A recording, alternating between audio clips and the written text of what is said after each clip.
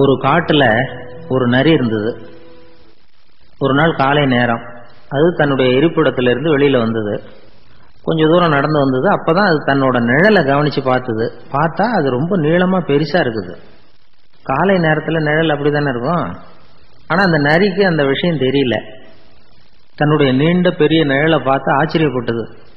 ஆஹா, நாம இவ்வளவு பெருசாவா இருக்கிறோம் அப்படின்னா என்னுடைய காலை சாப்பாட்டுக்கு ஒரு யானை இல்லைன்னா ஒரு ஒட்டகம் கிடைச்சாதான் சரியா இருக்கும் போல இருக்கு அப்படின்னு முடிவு பண்ணிட்டுது. உடனே ஒரு யானை அல்லது ஒட்டகத்தை தேடி அலைஞ்சது, எங்க கிடைக்கும்னு. கிடைக்கவே இல்லை. மத்தியானம் 12 மணி ஆயிட்டுது. பசியோட அலையுது. இப்ப தன்னோட நிழலை பார்த்தது. அது மத்தியான நிழல் எப்படி இருக்கும், அது ரொம்பவும் குறுகி போய் தெரிஞ்சது. உடனே அந்த நரி என்ன நினைச்சுக்கிட்டு தான் தெரியுமா, காலை ஆகாரம் சாப்பிடாததுனால நம்ம உடம்பு இப்படி அழிச்சு போட்டுதே அப்படின்னு நினைச்சுக்கிட்டு தான். கொஞ்ச நேரம் கழிச்சு மறுபடியும் தன்னுடைய நிழலை பார்க்குது. அது இன்னமும் குறுகி போய் காலடியிலேயே வந்துட்டுது. அதுக்கு பயமா போயிடுது. ஐயோ, இன்னும் கொஞ்ச நேரத்துல நாம இறந்துருவோம் போல இருக்க. இப்ப என்ன செய்யறது? இந்த சமயத்துல ஒரு எறும்பு கிடைச்சா கூட போதும், அதை நம்ம காலை ஆகாரமா நினைச்சு சாப்பிட்டுள்ளாமே அப்படின்னு நினைச்சுதான். நம்முடைய நிழல் கூட நம்மள மாதிரியே தான் அடிக்கடி மாறிக்கிட்டே தான் இருக்குது. அது எப்பவும் ஒரே மாதிரி இருக்கிறது இல்லை. மனிதனுக்கு ஏற்படுகிற தன்முனைப்பு இருக்கு பாருங்க, ஈகோ, அது கூட ஒரு நிழல் மாதிரி தானா. அப்படி நினைக்க ஆரம்பிச்சுட்டா அதனால ஏதும் பிரச்சனை வராதான்.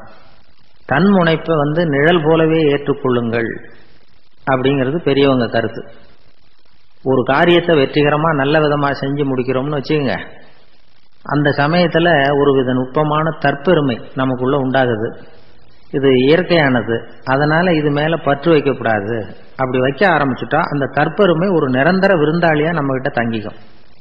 நம்ம நிழல் எப்படின்னு பாருங்க, நாம நடக்கும் பொழுது நம்ம பின்னாடியே வரும். தன்முனைப்பையும் அப்படியே நினைச்சுக்குங்க. நிழல் யாருக்கும் எந்த பிரச்சனையையும் உண்டாக்குறது இல்லை.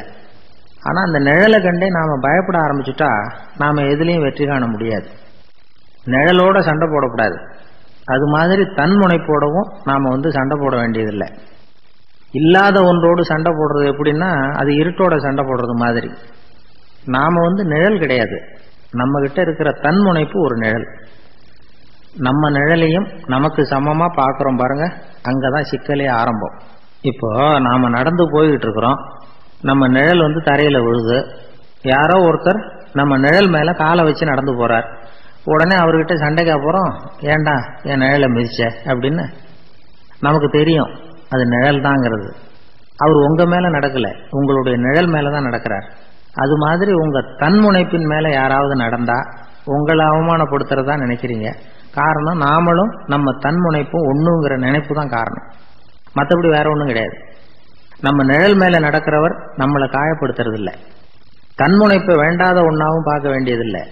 அது இயற்கை. நிழலை உங்க முன்னாடி வைக்க வேணாம், அது உங்க பின்னாடியே இருக்கட்டும். நிழலின் நிழலாகி விடாதீர்கள், நீங்கள் நீங்களாகவே இருங்கள். இதுதான் சான்றோர் சிந்தனை. ஒரு பேருந்துல ஒரே நெரிசல். ஒருத்தர் பக்கத்துல நின்றுகிட்டு இருந்தவர்கிட்ட ரொம்ப பணிவா விசாரிச்சார், ஏன் சார், நீங்க ஏதாவது பெரிய உத்தியோகத்தில் இருக்கிறீங்களா அப்படின்னார். என்னார் அவரு. அப்படின்னா வேற ஏதாவது அரசியல்ல பெரிய பதவியில் இருக்கிறீங்களா அப்படின்னு கேட்டார். அதுவும் இல்லைங்கன்னார். சரி, பணமாவது அதிகமா வச்சிருக்கீங்களா அப்படின்னு கேட்டார். அப்படிலாம் ஒன்றும் கிடையாது சார்னார் அவரு. அப்புறம் எதுக்குடா என் காலை மிதிச்சுக்கிட்டு இருக்கிற, இடுறா காலை அப்படின்னாராம் இவர்.